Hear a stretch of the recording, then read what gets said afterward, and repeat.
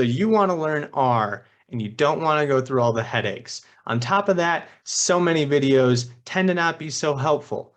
That's the purpose of why I'm here, because I've gone through so many headaches through my master's degree, studying soil ecology, being the sole individual troubleshooting because my advisor was not familiar with R and none of my peers were doing the same sorts of data set and data work that I was. So I've spent a lot of time troubleshooting R, errors, writing code, inheriting code, and manipulating it to do what I want to create the publishable figures with the data that I have gathered. So why should you struggle?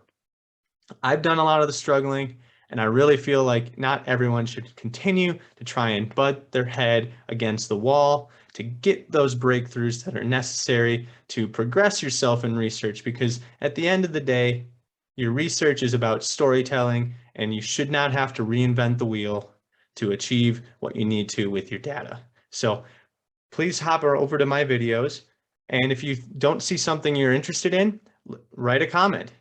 I'll be interested in trying to explore that within the realms of my capabilities. So let me know what you think, and welcome to my channel.